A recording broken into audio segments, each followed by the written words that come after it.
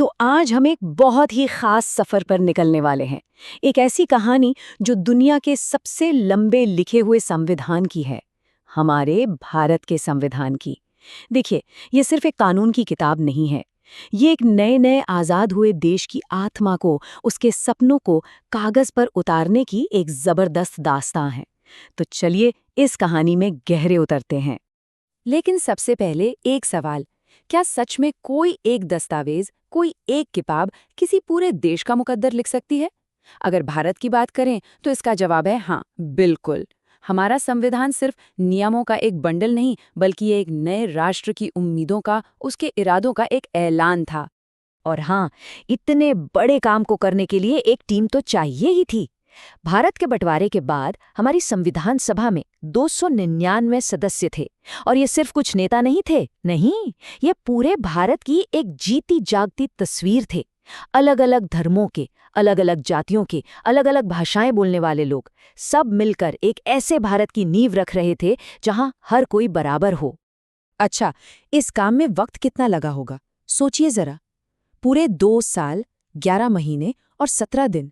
ये सिर्फ एक तारीख नहीं है, ये आंकड़ा हमें बताता है कि हमारे संविधान को बनाने वालों ने कितनी मेहनत, कितनी लगन और कितने समर्पण के साथ इस ऐतिहासिक दस्तावेज को गढ़ा था। तो चलिए अब कहानी की शुरुआत से शुरुआत करते हैं। भाई, ये संविधान सभा बनी कैसे? आखिर इसकी जरूरत पड़ी ही क्यों और इसकी बुनियाद कैसे रखी गई?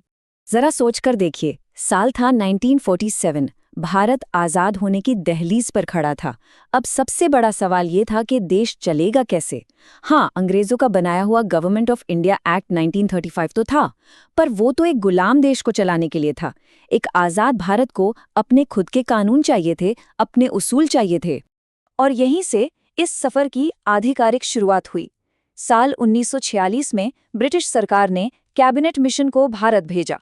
इसी मिशन ने पहली बार ये प्रस्ताव रखा कि भारतीय लोग खुद अपनी एक संविधान सभा बनाएंगे और अपना संविधान लिखेंगे। बस यही वो पल था जिसने हमारे संविधान की नींव का पहला पत्थर रखा। देखिए, कोई भी महान दस्तावेज उसके पीछे काम करने वाले लोगों की सोच से महान बनता है। तो आइए अब उन बड़े चेहरों से मिलते हैं, उन शिल्पकारों से जिन्होंने अपनी दूरदृष्टि से भारत के संविधान को वो शक्ल दी जो आज हमारे सामने है। इसमें सबसे पहला नाम आता है जवाहरलाल नेहरू का। 13 दिसंबर 1946 को उन्होंने एक उद्देश्य प्रस्ताव पेश किया। ये लाइनें उसी का सार हैं। उन्होंने एक ऐसे भारत की कल्पना की जो पूरी तरह आज़ाद हो, लोकतांत्रिक हो और एक गणराज्य हो। जानते हैं, यही उद्देश्य प्रस्ताव आगे चलकर हमारे संविधान की प्रस्तावना यानी कि प्रियम्बल की आत्मा बना।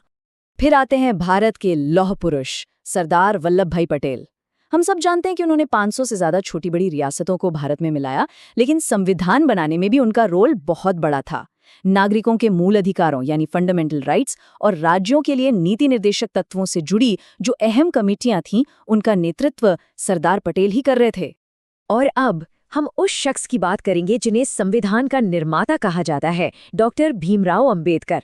ये एक विडंबना ही है कि जिस इंसान को समाज ने जाति के नाम पर हर मोड़ पर रोका, उसी ने देश को उसका सबसे बड़ा कानून दिया, एक ऐसा कानून जो हर किसी को बराबरी की गारंटी देता है। उनका काम कोई मामूली नहीं था।